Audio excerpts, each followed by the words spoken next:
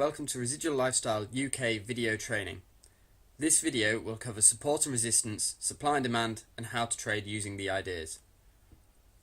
Support is basically a level where price struggled to break below. So how do you work out whether it struggled to break below that? You look back in your charts. So look back to your left. Here, there's a price here where price didn't really want to go below this area. Same here, didn't want to go below here. And again. So that sort of level, I would put my resistance about there. Let's change the color of that. Format.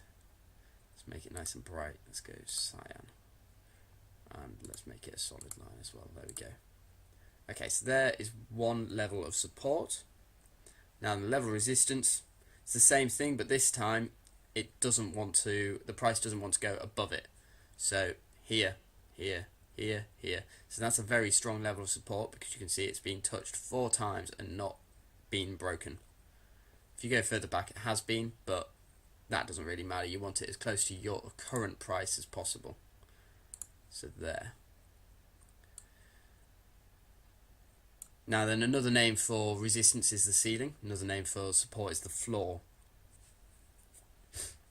So these levels, as you can see in this, it'd be perfectly good trades if you simply bounce between them. Sometimes the market will do this. Sometimes it'll do what's called ranging and bounce between 2 points. And this is a good time. If you can get in when it's ranging, you can bounce it between these two support, this level of support and this level of resistance, which would get you a good number of pips nice and easily. Now, supply and demand zones are pretty much support and resistance. Just the difference is partly the name, and people are effectively being pedantic by saying that actually they're zones, which is true. They are. Resistance and support and resistance is not a straight line like it's being suggested. So what you could say here is this area here is a demand zone, and you can of course shoot that off into the future so you can keep looking back whenever it bounces into it. And you could say up here is a supply zone.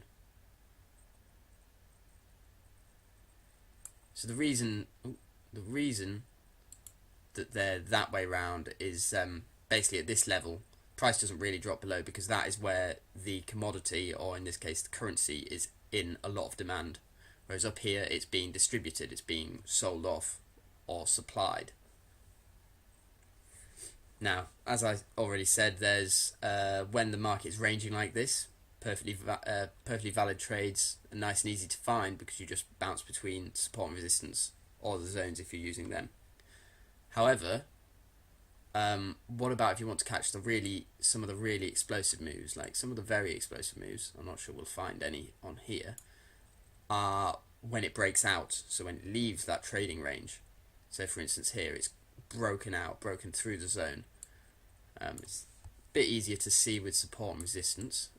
If I move a bit further along, then we'll, oh sorry, that was MetaTrader just making a noise in the background. I'm not sure if you heard it actually. No, let's not go that far forward. Let's go to the hour.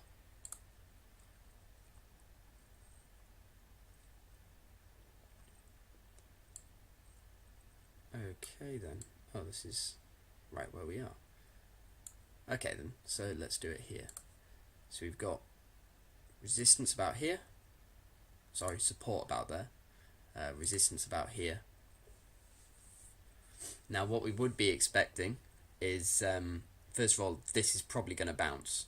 However, there is a chance it won't. If it breaks through, then chances are it's going to run away downwards. So if you look back here, there was support and resistance here. I'm just going to draw them in actually.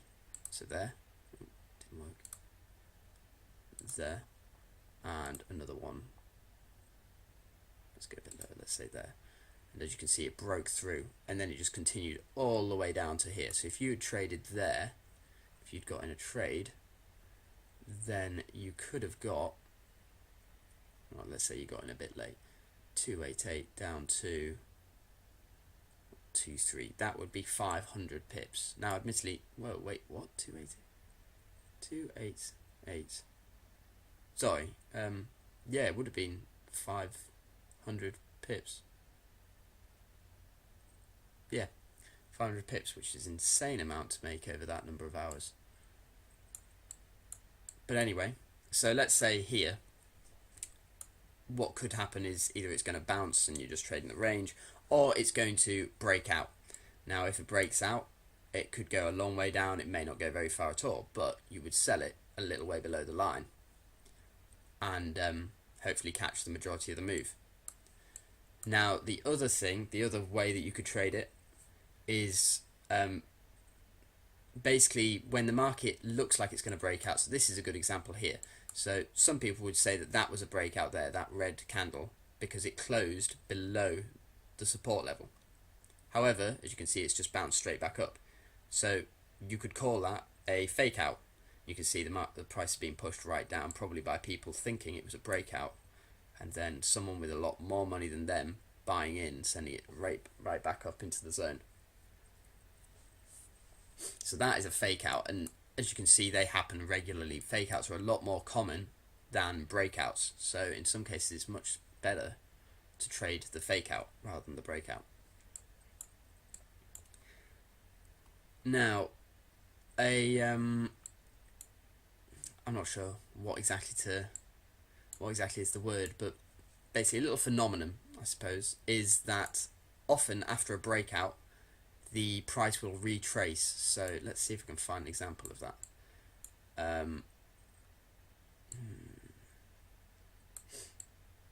That one hasn't done it, but then this is quite large scale.